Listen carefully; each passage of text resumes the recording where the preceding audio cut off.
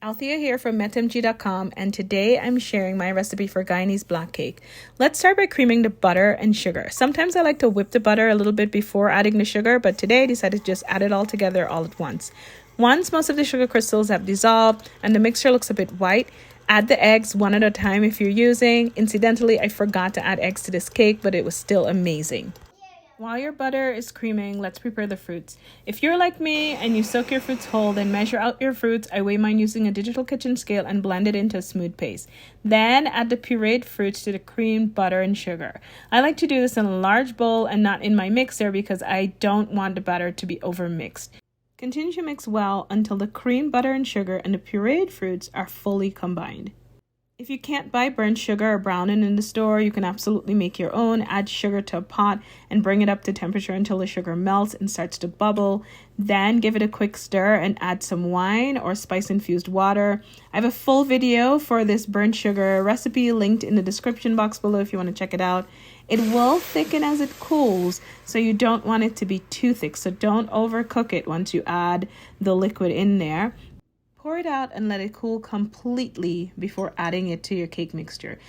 Now add the burnt sugar or browning to this creamed butter and pureed fruits mixture and mix it together really well so that it's evenly distributed. You want to do this so that it has a nice even brown color before you start adding your dry ingredients. Next, combine flour, ground cinnamon, cloves, and nutmeg and mix together really well. Please note that there is no baking powder in this recipe, but you may add a teaspoon if you must. Then fold the dry ingredients into the wet ingredients, pulling batter from the bottom of the bowl and moving in a figure 8 type motion. Be careful not to overmix this batter, and this is the reason why I do it in a separate bowl and not in my stand mixer. Continue to mix together until everything is combined into a smooth batter. Then add a bit of wine or rum or both to the batter. I use some of the liquid from my soaking fruits.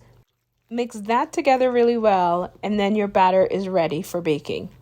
The next step is to divide the batter evenly into 2 greased pans. I'm using 8-inch by 3-inch rung pans that are greased with cooking spray and lined with parchment paper. You can fill the pan almost to the top, leaving about a 1/2 inch of space. It will not spill over during cooking, and it will shrink once it cools. Next, smooth the top of the batter with a clean rubber spatula so that it doesn't have any peaks. Bake your black cake at 300 degrees for 1.5 hours or until a toothpick inserted into the center of the cake comes out clean.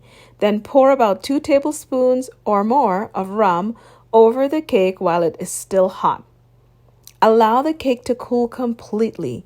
The cake will get darker as it cools and it will shrink away from the sides of the pan. Black cake is best enjoyed about a week after baking, so keep this in mind when planning your Christmas black cake baking.